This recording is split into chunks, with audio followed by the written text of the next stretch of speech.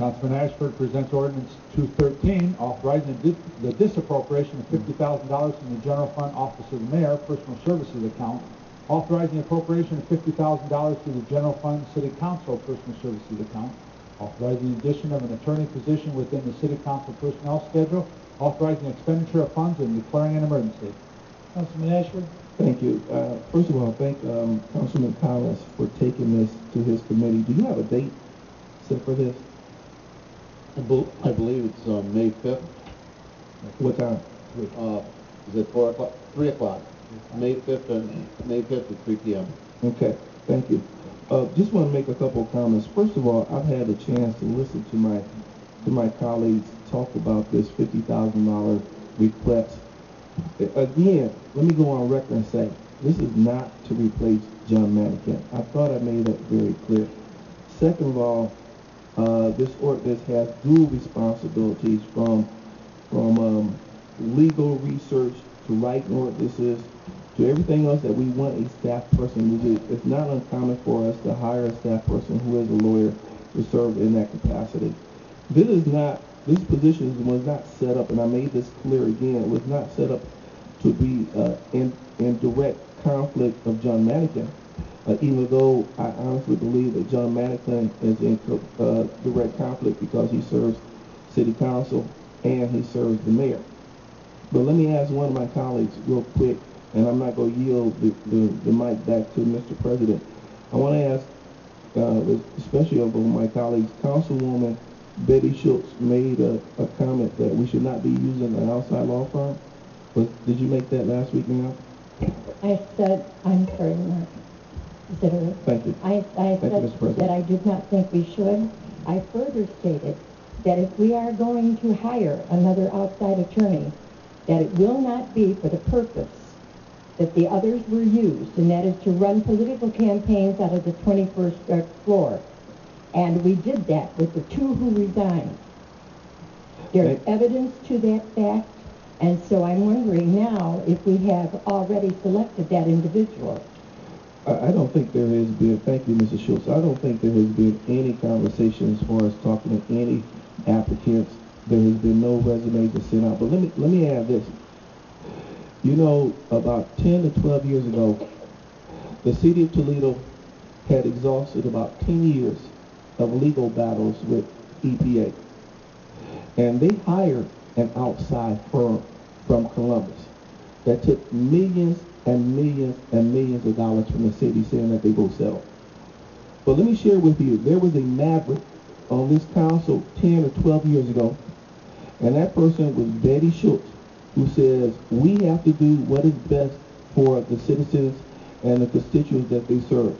Her, under the support of Gene Zamuda, went out and hired an outside counsel, a gentleman by the name of Lou Tolson, that was able to settle that EPA lawsuit, that took the initiative that affected the quality of lives in our neighborhood, that stood up and says, you know what, we have to do better. And the outside law firm was not to challenge the 22nd floor. The outside law firm was to provide a connection to make sure that this lawsuit moved ahead. So what I'm saying is the same thing that was said by my colleagues 10 or 12 years ago, not to challenge the law director, but to move the city forward.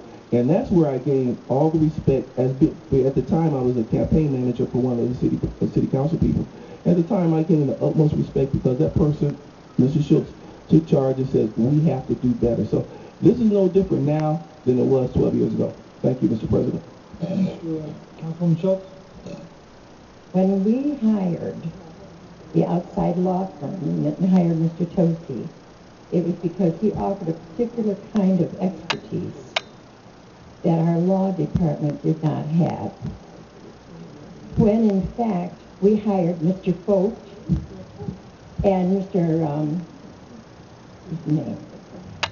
Keith McRae, those people came up and took the positions that were supposed to have been occupied by attorneys to act as legislative people for the county, for the city. At that time, we had no aides. The day that a colleague decided to run for state rep was the day that we began to run campaigns for election out of the 21st floor. There were those who participated and those who chose not to. As a citizen of the city of Toledo and as an individual representing the city of Toledo, I absolutely refuse to sit still and to watch that occur again. I'm going to be at the end of my tenure at the end of next year. So I really have nothing to gain. But I'm going to say that those two people did nothing but political work all the time they were here. And I'm not going to stand for that to happen with taxpayers' money and remain silent. Now, if you're talking about hiring Mr. Tosi, we've also hired outside help for the for the Clean Water Initiative, because the young lady who would now assist us has a special talent in that field. That's the way we should be spending taxpayer money, to buy expertise that we do not have, not to add to the general confusion that exists in city government today. Thank you. Councilwoman Brown? I believe this is going to Law and Criminal Justice on May 5th at 3 o'clock. I'd like to call the question. You're here. Councilman Copeland? Yes, I think Wilma probably made the best thing. I just wanted to say that my colleague over there, Councilman Schultz, was doing some pretty strong charges that you're saying over there, and I didn't see that happening. If that happened with me before I got here, maybe it did, but I didn't know Mr. Folks got hired after I got here, and I did not see that happen. So them was really pretty strong. I know they're pretty strong statements, but they're also very true. You might have been, I didn't see, you might have been the only one that see It was, yes, that's what I'm told. Well, again, we have a hearing on 5/5 at 3 o'clock. I would suggest that Councilwoman Brown has asked for calling and moving on.